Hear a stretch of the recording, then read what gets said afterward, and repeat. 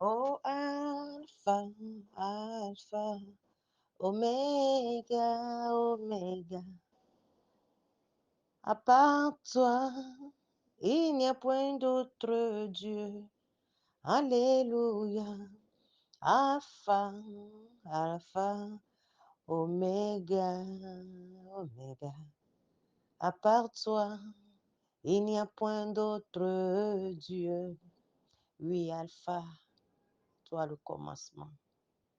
Oméga, la fin, Seigneur. À part toi, Seigneur, il n'y a point d'autre Dieu. Avant toi, il n'y en avait pas. Après toi, il n'y en aura point. Oui, quand on parle de l'Éternel, Seigneur, il n'y en aura pas. Quand on parle du Créateur du ciel et la terre, Seigneur, il n'y en aura jamais, Seigneur. Seul toi, Père, unique, oui, toi, notre Père, toi qui nous as aimés, le premier, toi qui as tout fait pour que nous soyons réconciliés avec toi, Seigneur. Nous te disons encore ce matin merci. Nous te louons, nous t'exaltons, nous proclamons ta bonté, nous proclamons ta fidélité, nous proclamons ton amour, Seigneur. Que ton nom soit béni ce matin, que ton nom soit loué, que ton nom soit exalté en toutes choses au nom puissant et précieux de Jésus, Seigneur. Nous te disons encore gloire à toi seul, Seigneur. Nous te disons encore gloire à toi seul, Père. Oui, Papa, nous te bénissons. Pour la vie de tout un chacun sur cette plateforme, Seigneur, je t'élève. Pour la foi, Seigneur, de tout le monde sur cette plateforme éternelle, je t'exalte, éternel. Béni sois-tu de ce que, Seigneur, c'est toi seul qui nous soutient. C'est toi seul qui nous enseigne. C'est toi seul qui nous guérit. C'est toi seul qui nous conduit. C'est toi seul qui nous protège. Et papa, qu'est-ce que tu ne feras pas pour nous? Si et seulement si nous nous laissons à ta guise éternelle, tu es prêt pour nous, Père. C'est pourquoi, encore une fois, je reconnais ta bonté ce matin et je le proclame. Je reconnais ton amour envers nous ce matin encore et je veux le chanter tout haut, éternel. Béni sois-tu, Papa. Béni sois-tu dans la vie de tous les leaders. Béni sois-tu dans la vie de tous les membres sur cette plateforme éternelle. Que ton nom soit béni à jamais. Que ton nom soit loué. Toi qui enseignes Saint-Esprit, je te bénis encore ce matin. Je te glorifie, Papa. Je laisse notre esprit, Papa, en tes mains. Parce que je sais que le Saint-Esprit donnera ce qu'il faut. Saint-Esprit, je te laisse la première place sur cette plateforme. Conduis-nous à ta manière. Conduis-nous à ta guise. Conduis-nous comme tu veux, Saint-Esprit. Explique-nous les choses, Papa. Que ton nom soit béni à jamais. Que ton nom soit loué à jamais, Seigneur. Toi qui guéris, Seigneur, je sais qu'il y a des gens qui sont malades sur cette plateforme. Tu nous as dit, par les meurtrissures de Jésus, nous avons la guérison. Alors, Seigneur, que ta guérison se répande sur cette plateforme au nom puissant et précieux de Jésus. Ceux qui sont affligés, éternel, tu es notre Père. C'est toi qui consoles tous les cœurs. Alors, au nom puissant de Jésus, je demande, Papa, que tous ceux qui sont affligés, Seigneur, soient consolés dans tous les domaines au nom puissant et précieux de Jésus, Seigneur. Que ton nom soit béni, que ton nom soit loué, que ton nom soit exalté au nom puissant et précieux de Jésus. J'ai prié. Amen, amen, amen. Shalom, shalom, shalom, bien-aimés du Seigneur. Je vous salue et je rends grâce à Dieu pour tout ce qu'il fait au milieu de nous. Je suis la sœur Sika du Burkina et en collaboration aujourd'hui avec ma très chère sœur Caroline, avec qui j'anime sur cette plateforme ce matin. Alors, aujourd'hui, nous allons voir avec 1 Thessaloniciens chapitre 5 et je rends grâce à Dieu pour la vie de tous ceux qui partagent sur cette plateforme. Tous les leaders qui partagent sur cette plateforme. Je bénis le Seigneur pour votre vie. Sœur Sonia, merci pour ce que vous nous avez enseigné dans 1 Thessaloniciens chapitre 4. Que Dieu, notre Dieu, vous bénisse au-delà de vos entendements. Alléluia. Alors, nous allons voir notre question d'aujourd'hui est que nous enseigne l'apôtre dans ce chapitre de 1 Thessaloniciens 5. Alléluia. Qu'est-ce que l'apôtre nous apprend, nous apporte? Parce que si nous voyons dans ce chapitre 5 de Thessalonique, ce sont des choses que nous avons déjà vues dans des autres épîtres. Alors l'apôtre Paul dit la même chose encore aux Thessaloniciens. Nous allons essayer de rentrer dans le sujet et puis nous allons lire parce que ce n'est pas beaucoup. Verset 1 nous dit, pour ce qui est des temps et des moments, vous n'avez pas besoin, frères, qu'on vous en écrive, car vous savez bien vous-même que le jour du Seigneur viendra comme un voleur dans la nuit, quand les hommes diront paix et sûreté. Alors une ruine soudaine les surprendra, comme les douleurs de l'enfantement surprennent la femme enceinte, et ils n'échapperont point.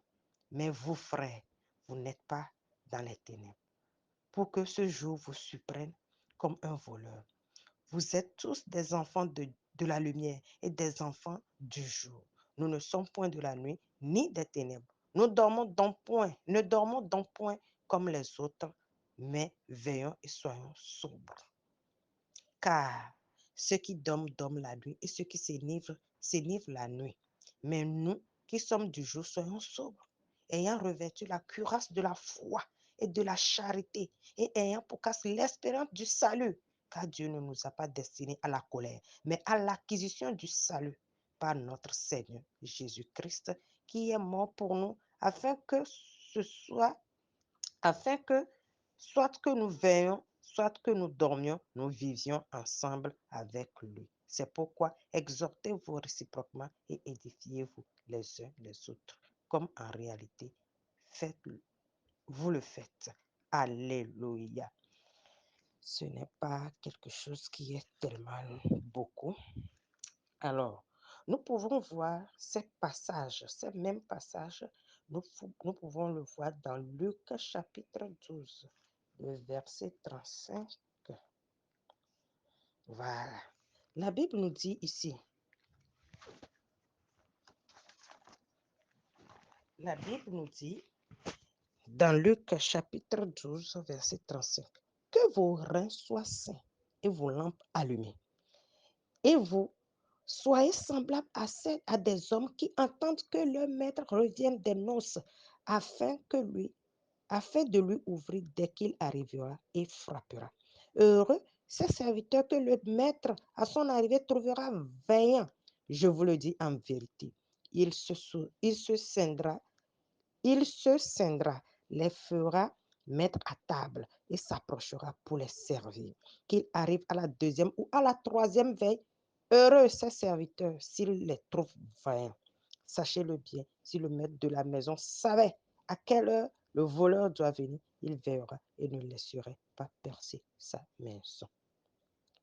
Vous aussi, tenez-vous prêts, car le Fils de l'homme viendra à l'heure où vous n'y penserez pas. Alléluia. L'apôtre Paul exhorte les Thessaloniciens ici par rapport à l'avènement. Parce que par rapport à la parole de Dieu, nul ne sait, Jésus même l'a dit, nul ne sait quand est-ce qu'il reviendra. Mais ce qui est sûr, il reviendra quand même. Ce qui est sûr, nous tous qui ont le salut, nous tous qui sont devenus ses co-héritiers, nous savons qu'il reviendra. Mais seulement ce moment, personne ne le sait. Personne ne le sait. Il viendra seulement comme un voleur. Alors l'apôtre Paul nous fait comprendre ici de ne pas dormir. Quand on nous dit ici de ne pas dormir, d'être sobre et tout, ce n'est pas le sommeil naturel qui nous vient la nuit, ce n'est pas de ça que l'apôtre Paul. Mais que notre foi ne se refroidisse pas. Que notre foi ne se refroidisse pas. Qu'on ne retourne pas en arrière, c'est-à-dire qu'on ne retourne pas dans le monde, mais qu'on reste ferme dans la parole, qu'on reste ferme dans la foi, parce que nous ne savons pas du tout quand est-ce qu'il peut venir, quand est-ce qu'il peut arriver. Non, on ne le sait pas. De toutes les manières, ce jour viendra quand même. Nous qui sommes vivants aujourd'hui, si nous sommes vivants jusqu'à ce qu'il ne vienne, il viendra quand même.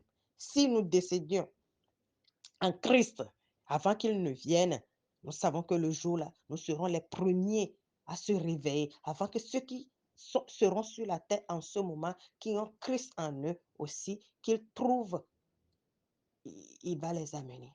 De toutes les manières, il viendra.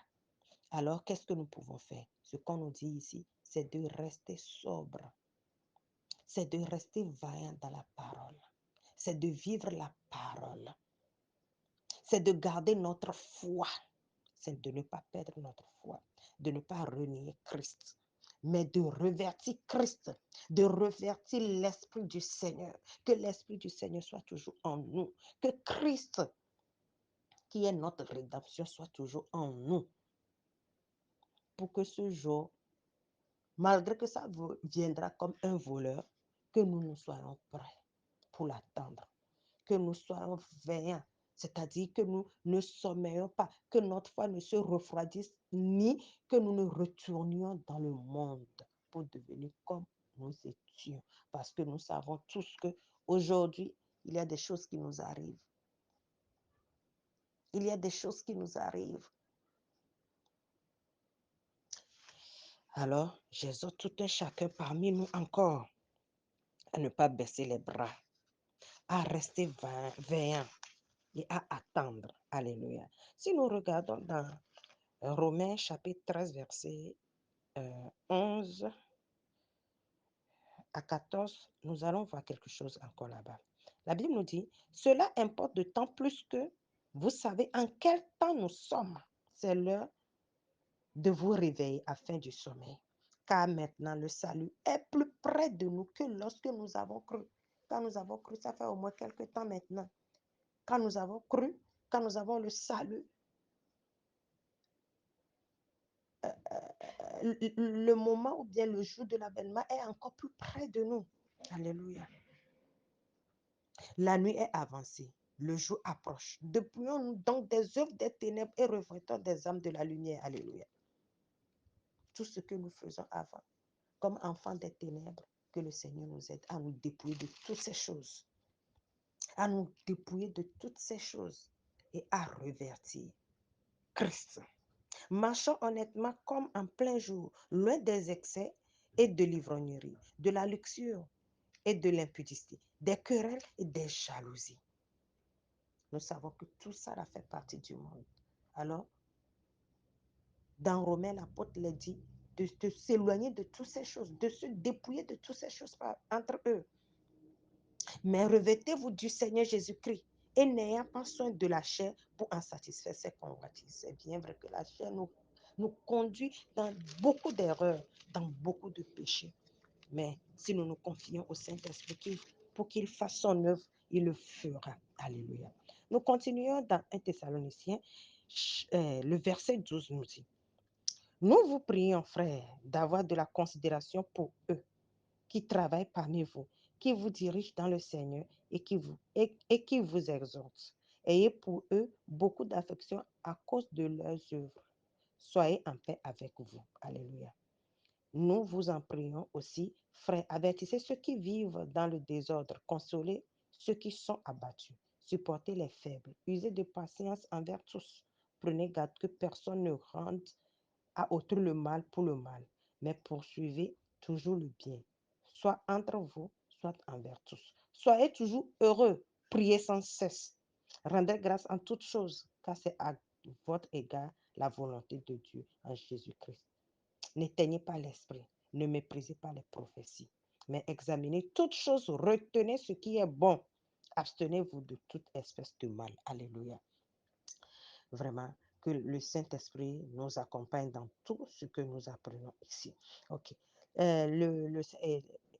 L'apôtre Paul nous fait comprendre aussi que dans nos congrégations, là où nous arrivons là où on nous enseigne seulement la parole de Dieu, que d'être bien avec ceux qui sont nos dirigeants, avec ceux qui sont nos dirigeants, que nous les considérons, que nous les donnons leur place, que nous les respections, que, que, que nous les supportons. Alléluia. Et que entre nous-mêmes, d'être en paix avec nous-mêmes, d'être en paix avec nous-mêmes. Quand tu n'es pas en paix avec toi-même, c'est tout un problème. Alléluia. Et de dire à ceux qui font le désordre d'arrêter. D'arrêter. Alléluia. Et je veux vous exhorter surtout sur le verset 16 qui dit, soyez toujours joyeux, frères et sœurs. Si vous êtes toujours joyeux,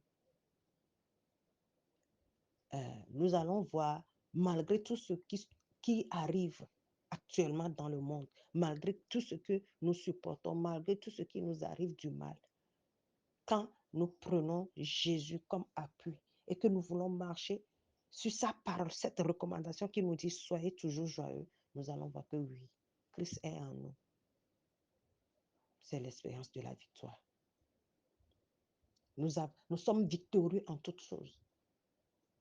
Donc, sur ce, je vais exhorter tout un chacun parmi nous d'être toujours joyeux, de prier sans cesse, de prier sans cesse. N'attendez pas seulement les dimanches ou bien les mercredis soirs dans vos congrégations pour aller prier. Non, on nous dit priez sans cesse. Priez sans cesse. Et il ajoute, rendez grâce en toutes choses, car c'est à votre égard la volonté de Dieu en Jésus-Christ.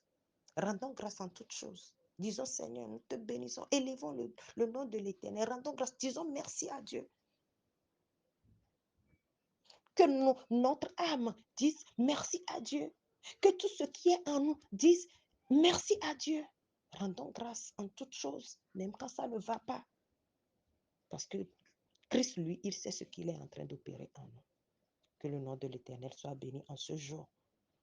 Que le nom de l'Éternel soit béni en ce jour. Et que le Saint-Esprit, lui qui enseigne le plus, nous enseigne encore plus dans ce chapitre et que nous comprenons ce que l'Esprit veut dire. Alors, je vais m'arrêter et je souhaite une bonne journée à tout un chacun et que le nom de l'Éternel soit béni en toutes choses. Que ce que nous faisons, que là où nous partons, que tout ce qui nous arrive, soyons toujours joyeux. Soyons dans la joie pour la gloire de notre Dieu. Alléluia. Papa, merci encore pour ces moments passés avec nous. Saint-Esprit, béni sois-tu de ce que tu vas nous enseigner au-delà de ce que nous avons appris. Merci encore, Papa, pour la vie de tout un chacun, Seigneur. Et aide-nous à marcher selon tout ce que tu nous enseignes. Aide-nous à marcher, Papa, parce que nous sommes tes enfants. Et jusqu'à ce que ce jour arrive, Seigneur, nous le demeurions. Béni sois-tu de ce que tu nous aimes. Au nom puissant et précieux de Jésus, j'ai prié. Amen, amen, amen. Shalom.